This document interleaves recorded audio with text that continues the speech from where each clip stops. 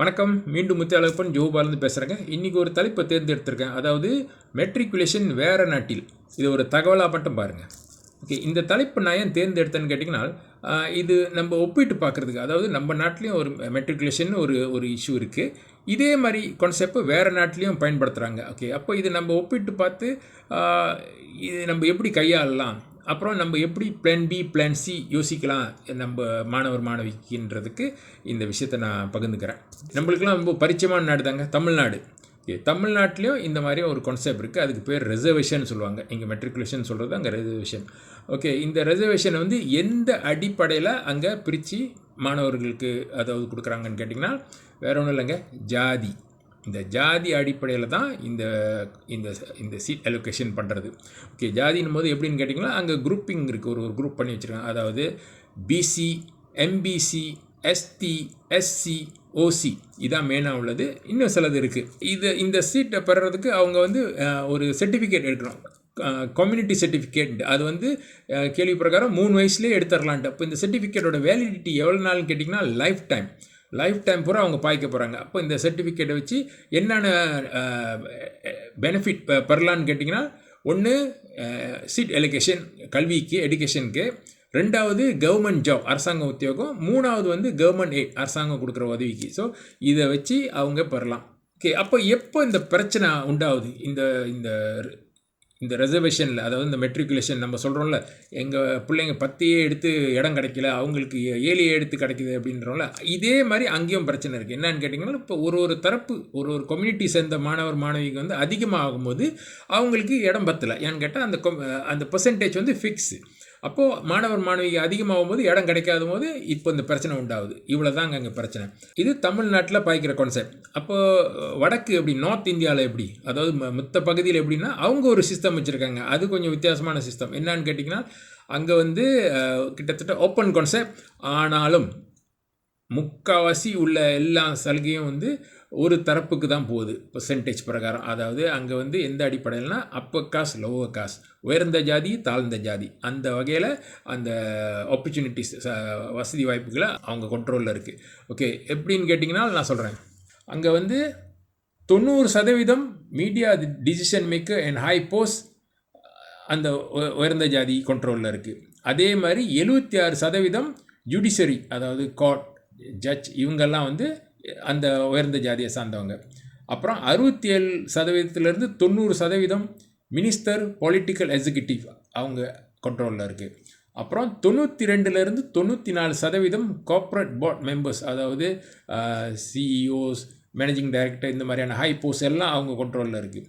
அப்புறம் 55%லேருந்து 65% இராணுவம், high rank, இராணுவத்தில் உள்ள ஹை ரேங்க் அவங்க கண்ட்ரோலில் இருக்குது. அப்புறம் 90% IPS, police, Indian police service, அதுவும் அவங்க கண்ட்ரோலில் இருக்குது. அப்புறம் மாணவர்கள் 27.5% இந்த உயர்ந்த ஜாதியை சேர்ந்த மாணவர்கள் வந்து அரசாங்க பள்ளியில் படிக்கிறாங்க. ஆனால் இவங்களில் வந்து ரொம்ப பேருக்கு வந்து ப்ரைவேட்டில் படிக்க தான் பிரியம். இத்தனைக்கும் அந்த அப்பர் காஸ்ட்ன்ற உயர்ந்த ஜாதியோட பாப்புலேஷன் வந்து 15%லேருந்து 20% தான் இருக்காங்க. அதோட அர்த்தம் என்னன்னு கேட்டிங்கன்னா, இந்த லோவர் காஸ்ட்ன்ற தாழ்த்தப்பட்டவங்க வந்து 80%லேருந்து 85% இருக்காங்க. ஆனாலும் முக்கியமான துறைகள், டிசிஷன் மேக்கர்ஸ், அது இராணுவமாக இருந்தாலும் சரி, கோர்ட்டாக இருந்தாலும் சரி, ஒரு கம்பெனி போர்ட் ஆஃப் டைரக்டர்ஸாக இருந்தாலும் சரி, இல்லை போலீஸாக இருந்தாலும் சரி, மெஜாரிட்டி இவங்க தான் பிடிச்சி வச்சுருக்காங்க. அப்போ நீங்கள் நினச்சி பாருங்கள், அங்கே உள்ள மற்ற தாழ்த்தப்பட்டவங்க வந்து மிச்சம் மீதி வேலையை தான் செய்ய முடியும். இதுதான் இங்கே உள்ள நிலவரம். அதனால என்ன ஆகுதுன்னா, அங்கே வந்து இந்த தாழ்த்தப்பட்டவங்க வந்து மேலே வர்றதுக்கு ரொம்ப கஷ்டம். ஏன்னா இந்த இவ்வளோ பெர்சன்டேஜ் எல்லாம் அவங்க கையில் இருக்குது. எல்லாம் கிட்டத்தட்ட முக்கியமான போஸ்ட் எல்லாம் அவங்க தான் பிடிச்சி வச்சுருக்காங்க. இப்போது தமிழ்நாட்டில் பண்ணுறது பெட்டரா, நார்த்தில் பண்ணுறது பெட்டரான்னு கேட்டிங்கன்னா, கேட்டால் சொல்லலாம் தமிழ்நாடு பெட்டர். ஏன்னு கேட்டிங்கன்னா, தாழ்த்தப்பட்டவங்களுக்கும் வாய்ப்பு கிடைக்குது இந்த ரிசர்வேஷன். ஆனால் இது ஜென்ரலாக பார்க்கும்போது, ஆனால் நீங்கள் இன்னும் கொஞ்சம் நேரோ டவுன் பண்ணி உள்ளுக்கு பார்த்தால் அங்கேயும் இந்த பிரச்சனைகள் இருக்குது. அதாவது சில மாணவிக்கு, நல்ல சிறந்த மாணவிக்கு இடம் கிடைக்கல. காரணம் என்னன்னு கேட்டிங்கன்னா, இந்த கோட்டா சிஸ்டம். அப்போது இது இந்த பெட்டர்லேருந்து பேஸ் ஆகணுன்னா இந்த சிஸ்டமை அவங்க எதிர்காலத்தில் மாற்றினால் நல்லாயிருக்கும்.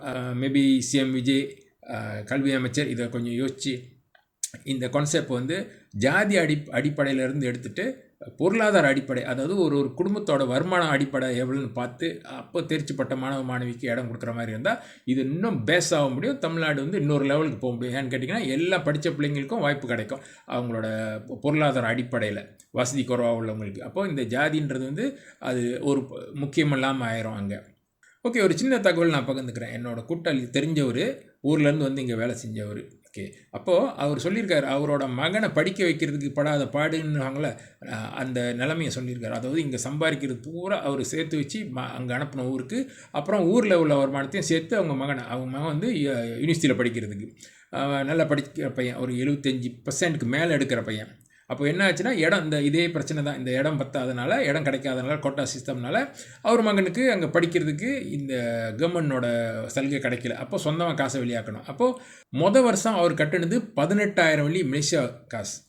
2வது வருஷம் 24,000 வெள்ளி கட்டியிருக்காரு. 2வது வருஷம். 3வது வருஷம், அதாவது இந்த வருஷம் 38,000 வெள்ளி கட்டியிருக்காரு அந்த மகனோட ஃபீஸு. அப்போ நீங்கள் பாருங்கள், இது வந்து சாதாரண மக்களுங்க அங்கே வந்து நிச்சயமாக அவங்க பிள்ளைங்களை படிக்க வைக்க முடியாது. காரணம் இந்த தொகை ரொம்ப பெருசு. அவர் வந்து மலேசியாவில் வேலை செஞ்சதுனாலையும் அப்புறம் ஊரில் உள்ள வருமானத்தை எல்லாம் வச்சு அந்த பிள்ளைய எப்படியாவது படிக்க வச்சிடணும் பையனன்ற ஒரு நோக்கத்தினால இந்த மாதிரி அவங்க இது நம்மளும் சந்திக்கிறோம் தான். ஆனால் சொல்ல வரேன், இந்த பிரச்சனை அப்படி இருக்குது. அப்புறம் இன்னொரு இன்ட்ரெஸ்டிங்கான மெசேஜும் நான் பகிர்ந்துக்கிறேன். இது வந்து ஆச்சரியப்படுவீங்க, ஆனால் உண்மை தான், இது நடக்கிற விஷயம். வேறு எங்கேயும் இல்லை, சிங்கப்பூர்லேயும் இந்த மாதிரி கான்செப்ட் இருக்குது. ஆனால் இவ்வளோ சிவியராக இல்லை, இருக்குது. அதாவது சிங்கப்பூரில் பெரும்பான்மை சீனர்கள், சிறுபான்மை நம்மளுக்கு மேலே இன்னொரு குரூப். ஓகே, இந்த சலுகை வந்து அவங்களுக்கு, இந்த நடுவில் உள்ளவங்களுக்கு. என் கூட்டாளி 35 வருஷம் பழக்கம், சிங்கப்பூரில் நாங்கள் ஒன்றா வேலை செஞ்சோம்.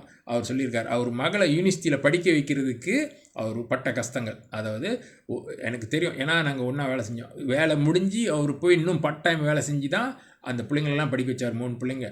இந்த மூத்த மக வந்து யூனிவர்சிட்டி படிக்கிறதுக்கு அவர் கட்டின ஃபீஸ் 3 வருஷம், அதாவது ஒரு வருஷத்தில் 2 செமஸ்டர், அப்போ 3 வருஷத்துக்கு 6 செமஸ்டர், ஒரு செமஸ்டருக்கு $8,000.